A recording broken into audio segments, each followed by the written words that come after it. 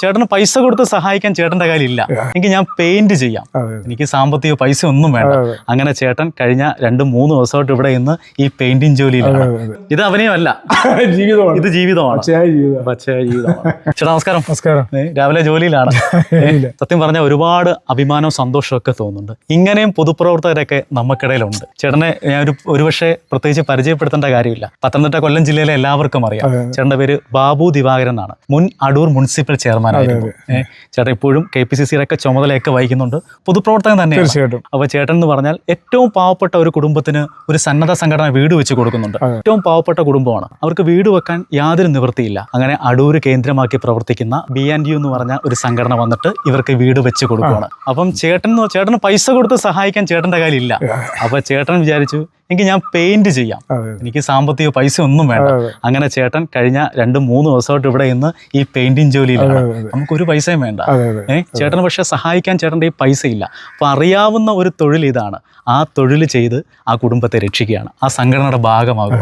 എന്ത് തോന്നുന്നു ചേട്ടാ? തീർച്ചയായിട്ടും വളരെ സന്തോഷമാണ്. എല്ലാവർക്കും ഈ സോഷ്യൽ മീഡിയയിൽ വന്ന് റീൽ ഇടുക, മറ്റുള്ള കാണിക്കാൻ വേണ്ടി അല്ല.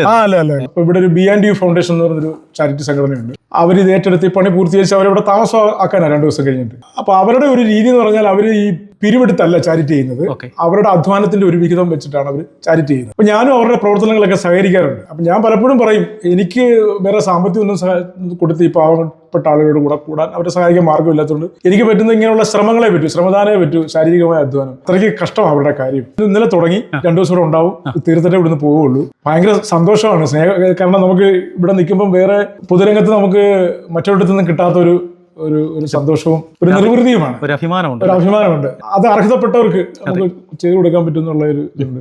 ചേട്ടാ ഫുള്ള് പെയിന്റ് ചേട്ടനാണോ ചെയ്തത്? ഞങ്ങളോട് വേറൊരു പെയിനുണ്ട്. മിക്സിംഗ് ആണോ? ഇതിപ്പോ സെക്കൻഡ് കോട്ടാ. അറിയായിരുന്നോ പണ്ട് ഈ പണിക്ക്? ഞാൻ ആദ്യമായിട്ടൊരു കയ്യിൽ സ്വന്തമായിട്ട് വാങ്ങിക്കുന്നതേ പെയിന്റിങ്ങിന് പോയിട്ടാ, ഒരു കാവിക്കയിൽ സ്വന്തമായിട്ട് വാങ്ങിക്കുന്നത്. അത് കഴിഞ്ഞിട്ട് പിന്നെ ബ്രഷ് എടുത്തെന്ന് പറഞ്ഞാൽ പാർട്ടി ചുവരെഴുതാനും വെള്ളയടിക്കാനും ഒക്കെ ബ്രഷ് എടുത്തിട്ടുണ്ട്.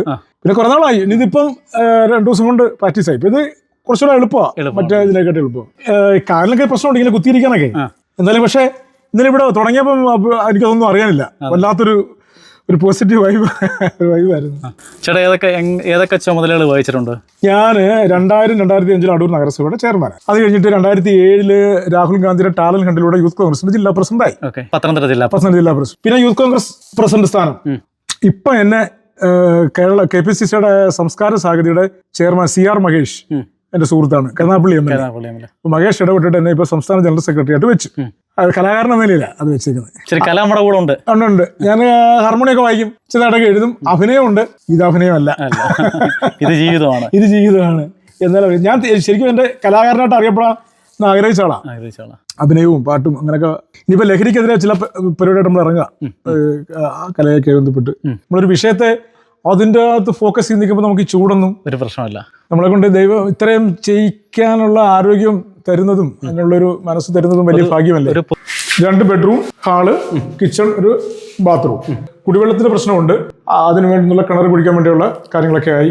പഞ്ചായത്തിന്റെ വാട്ടർ കണക്ഷനൊക്കെ വരും. ഏകദേശം പൂർത്തിയായില്ലേ? പൂർത്തി. ഇനിയിപ്പോ ഒരാഴ്ചക്കുള്ളിൽ അവർക്ക് ഇവിടെ താമസമാകും. 2 പേരും വയ്യാത്തവരാ, അതാണ് എന്റെ പ്രശ്നം. പ്രത്യേകിച്ച് പ്രേക്ഷകരെ ഇത് അറിയിക്കാൻ കാരണം ഇങ്ങനെയൊക്കെ ഈ ചേട്ടന്റെ ഒരു പ്രവൃത്തി കണ്ട് ഒരുപാട് പേർക്ക് അത് ഗുണകരമാവും. പലരും ഇതിലേക്ക് വരുമെങ്കിൽ അതൊരു വലിയ കാര്യമല്ലേ, ഒരു മെസ്സേജാണ്.